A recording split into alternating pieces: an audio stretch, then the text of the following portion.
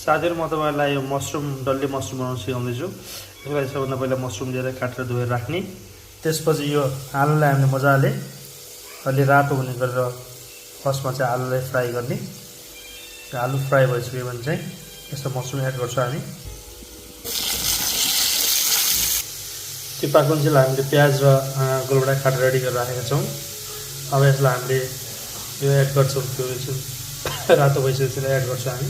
अब यदि golden brown हुँदासम्म चाहिँ यसलाई पकाउने। अब यसलाई चाहिँ यो गोल्डन ब्राउन भइसक्यो भने चाहिँ यसलाई निकाल्दिने। त्यसपछि अघि नै काटेको प्याजलाई एड गर्ने। प्याजलाई एकछिन भुट्ने तातो हुन्जेल। त्यसपछि यो जिरा धनियाको पेस्ट छ, यसलाई हालेर एकछिन फ्राई गर्ने। यो मसला अलिकति ब्राउन भइसकेपछि अब यसमा गोलभेडा एड गरिदिने। गोलभेडा एड गरेर एकछिन गोलभेडालाई मजाले पकाउने। त्यसपछि हल्का नुन एड गरेर मजाले यसलाई पाक्न दिने एकछिन। जबसम्म पेस्ट बन्दैन तबसम्म यसलाई पकाउने। यतिको पेस्ट भइसकेपछि यो अघि हामीले फ्राई गरेको यो आलु र डल्ले च्याउ यो ब्राउन बनाएको छ यसमा एड गरिदिने। अब यसलाई मजाले चलाएर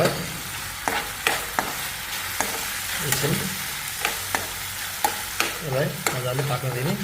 अब यो 5 मिनेटमा हाम्रो मसरुम ग्रेभी रेडी हुन्छ। अनि यसलाई आफ्नो खानासँग पस्केर खाने। अब चाहिँ हाम्रो मसरुम करी रेडी भइसकेको छ। Thank you for watching.